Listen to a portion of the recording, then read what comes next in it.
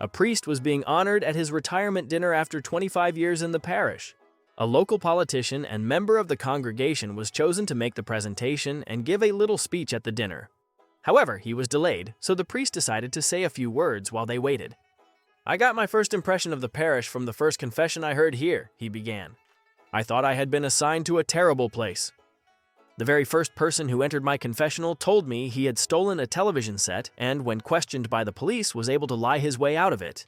He had stolen money from his parents, embezzled from his employer, had an affair with his boss's wife, had sex with his boss's daughter on numerous occasions, taken illegal drugs, had several homosexual affairs, was arrested several times for public nudity, and gave VD to his sister-in-law. I was appalled that one person could do so many awful things.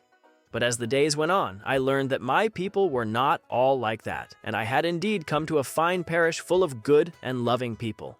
Just as the priest finished his talk, the politician arrived, full of apologies for being late. He immediately began to make the presentation and gave his talk. "I'll never forget the first day our parish priest arrived," said the politician. "In fact, I had the honor of being the first person to go to him for confession.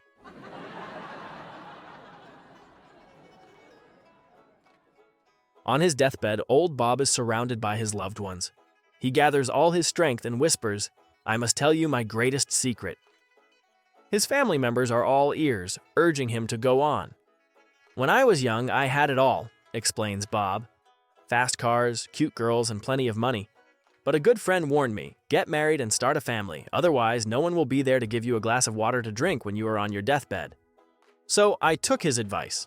I traded the girls for a wife, beer for baby food.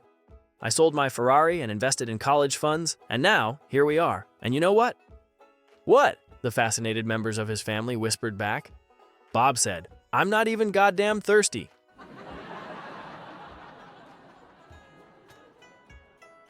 Fred came home from university in tears. "Mom, am I adopted?" "No, of course not," replied his mother. "Why would you think such a thing?" Fred showed her his genealogy DNA test results. No match for any of his relatives, and strong matches for a family who lived on the other side of the city. Perturbed, his mother called her husband. "Honey, Fred has done a DNA test, and I don't know how to say this. He may not be our son." "Well, obviously," he replied. "What do you mean?" "It was your idea in the first place," her husband continued. "You remember that first night in the hospital, when the baby did nothing but scream and cry on, and you asked me to change him? I picked a good one, I reckon." Ever so proud of Fred.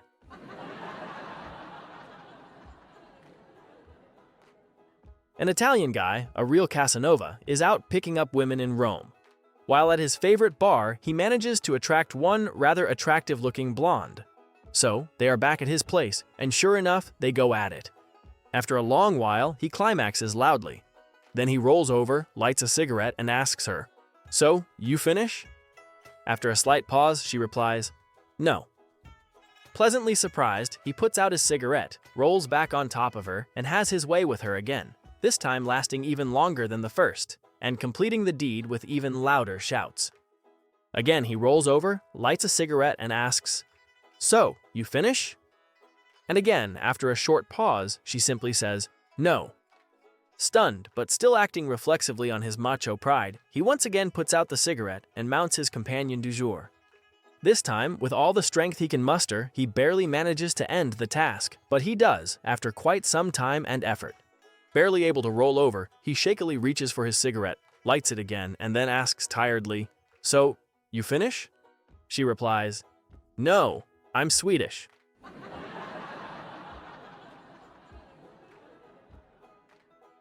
A cop is out on patrol and sees a car parked in the local lover's lane with the windows all steamed up. He knocks on the driver's window, and the guy inside rolls it down. The cop sees that there's a guy sitting in the front seat, fully clothed, and a girl in the back seat, also fully clothed. "What are you up to here?" "Well, officer, I'm reading a magazine, as you can see." "And what's she doing back there?" "I think she's playing a game on her phone." "Have you been drinking tonight?" "No, sir. I'm only 20. "And how old is she?" The guy looks at his watch and says, "Sir, in 11 minutes she'll be 18.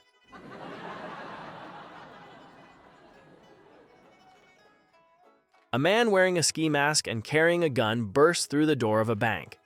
"Go to the back and give me everything you've got," the man said. The woman replies, "Sir, this is a mistake. This is a sperm bank." "I don't give a fuck. You go get me what I told you."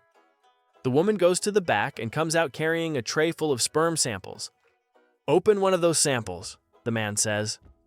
The woman takes the lid off a sample. "Drink one," the man commands. "Excuse me, you want me to drink it?" "Yeah, drink it, now." Frightened, the woman picks up the sample and drinks it down. The man then removes his ski mask and says, "You see, you can do it, Wendy, you just don't want to."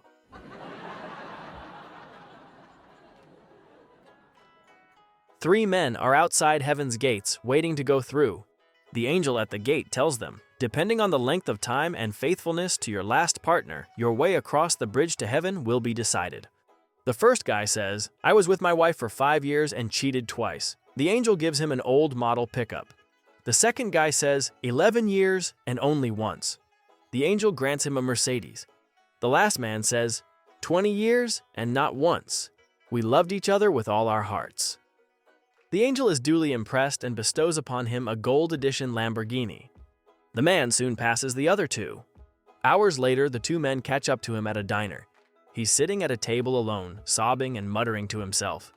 One of the men approaches him and says, "I know we're dead, but it could be much worse. Don't be upset." The guy looks up and says, 30 minutes ago, I passed my wife, and she was riding a skateboard."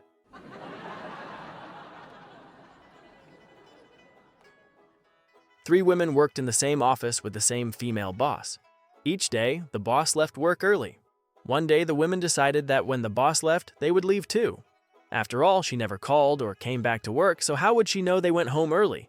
The brunette was thrilled to be home early. She did a little gardening, had some playtime with her son, and went to bed early. The redhead was elated to be able to get in a quick workout at the spa before meeting a dinner date.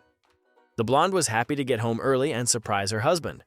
But when she got home, she heard a muffled noise coming from inside her bedroom. Slowly and quietly, she cracked open the door and was mortified to see her husband in bed with her boss. Gently, she closed the door and crept out of her house. The next day, at their coffee break, the brunette and redhead said they planned to leave early again, and they asked the blonde if she was going to go with them. The blonde said, "No way, I almost got caught yesterday."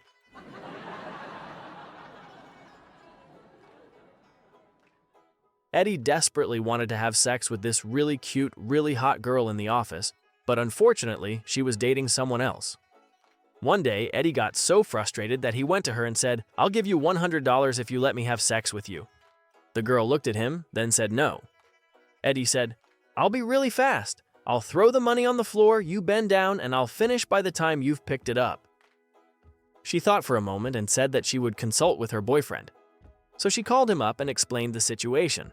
Her boyfriend said, "Ask him for $200 and pick up the money really fast. He won't even be able to get his pants down." She agreed and accepted the proposal. Over half an hour went by and the boyfriend was still waiting for his girlfriend's call. Finally, after 45 minutes, the boyfriend called and asked what happened. Breathing hard, she managed to reply, "The bastard had all quarters."